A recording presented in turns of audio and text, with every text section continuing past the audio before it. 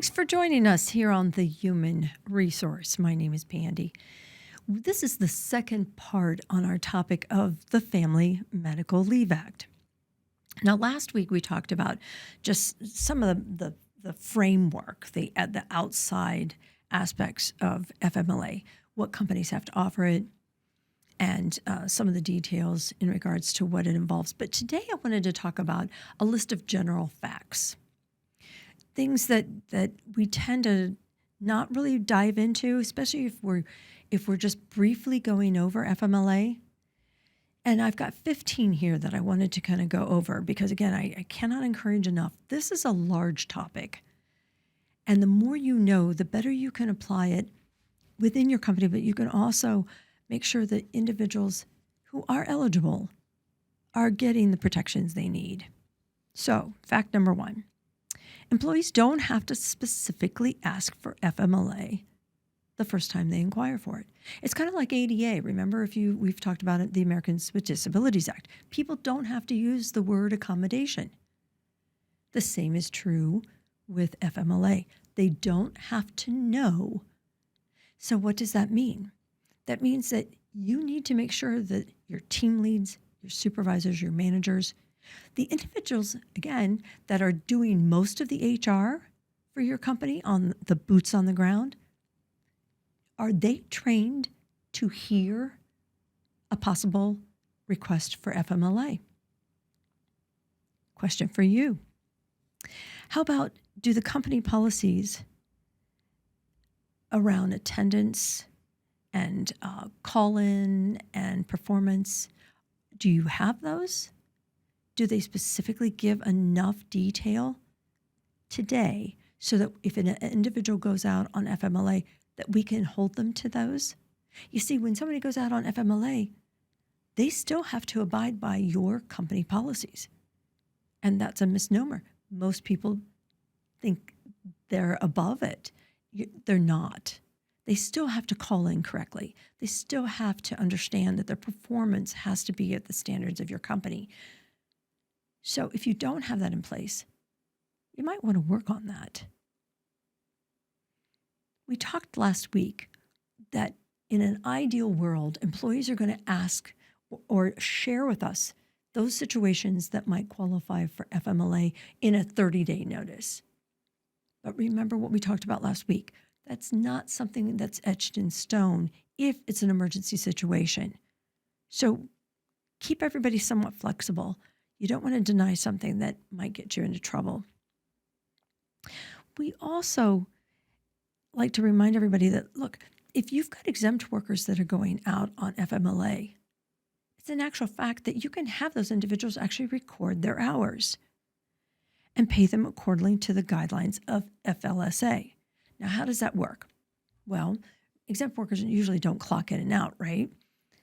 But under FLSA, an unpaid benefit, we number one want to keep track of what days they're taking as an FMLA benefit against their 12 weeks of availability. But if they're not actually working and they're on a reduced workload, we can alter that pay and not pay that flat rate. And that's a great topic. We don't have time to really dive in today, but that's a great topic, again, to talk to your HR consultant or your labor law attorney, because remember, FMLA is overseen by wage and hour. You make a mistake there, and you've got the big boys coming down.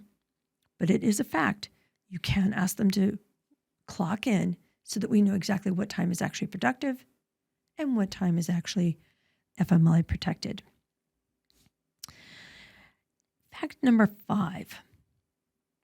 Did you know that employers are actually permitted to require a second opinion or supporting certification? Yeah, if you, and we'll talk a little bit more about who can provide those medical certifications, but if you're not comfortable with that, FMLA guidelines do allow you to challenge that. Now, it's going to be at your cost, so be prepared to pay for that doctor appointment, but have a good reason, and I would keep it a very business-oriented reason for asking for a second opinion, because you can exercise it if you want. Number 6, employees are required to advise employers of why intermittent leave or reduced leave schedules are necessary. Now, again, 12 weeks within a year, but they don't have to take it as a block. But if they want to take it one here and one there and maybe another 3 next month, you have the right to ask them, I need to understand why. And quite frankly, if that intermittent reasoning is not in the paperwork, the FMLA paperwork, you have the right to ask for that. Number 7, employees on FMLA are not to be transferred into an alternative position if they're taking intermittent leave. So think about that one for a minute. If somebody has already told you that they need to take off once or twice a month for chemo, or they need to take off time for bonding with their child, you can't move them into another position that you think can accommodate that kind of a schedule. Remember, ADA even says you can't move people around and inconvenience others. But FMLA is even more firm in that you have to protect them and they get to stay in their same job. Number 8, FMLA does not provide for an undue hardship clause for employers. That's the one I get the most resistance on. So when you're talking with your leadership team or you're talking to the business owner and they say, well, we're going to have to deny it. We just can't afford for this person to be out for 12 weeks. You don't have that option. And if you want to insist on that one, again, I've got some great labor law attorneys that you can talk to about that. In fact, one of the firms that I work with as individuals specializing in nothing but FMLA, just for those kind of reasons. Number 9, employers are required to provide equivalent pay and benefits, even if the job duties are altered and the employee does reduce their workload to accommodate the leave of FMLA, and that's by their request. We talked a little bit about this last week. If you've got discretionary or department-based bonuses, even if they're out for that portion of the period, they're still eligible because they're a part of the department. If you're giving across-the-board raises, they are eligible because they're a part of the department. Be very, very careful. I remember one company, they were going to develop a team lead position, and they started interviewing employees for the team lead position. And the HR person went to them and said, hey, did you give her an opportunity because she's been out on FMLA? And they said, oh, no, she's not here. And when she gets back, she probably won't even feel like, that's a position she wants. And they said, oh, no. You have to give her the opportunity to say no. You have to give her the opportunity to interview just like everybody else. So watch the actions. Again, if you haven't trained your supervisors, your boots on the ground, and they're making these kind of decisions, pull them in, straighten them out.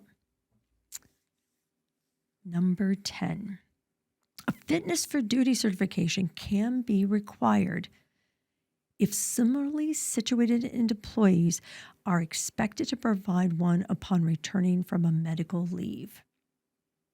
Now, it's the employee's expense, but if you've got people coming off of workers' comp who are not on FMLA, if you've got individuals who non-work-related injuries, and again, not on FMLA, but we're asking them for, hey, we want a report back from your doctor. You may have restrictions. We want to be aware. Look, if they're in a similarly situated position, you have to do that with FMLA as well. And again, all this information stays out of their personnel file. This is information that stays in their FMLA file or a medical file. We have to treat people the same if they're in a similarly situated position and responsibility. Number 11, If the physician charges a fee to complete your FMLA paperwork with the medical certification, the employee is responsible for that. And down here in Cincinnati, we've got doctors that are charging as much as $30 to $35 to complete that paperwork.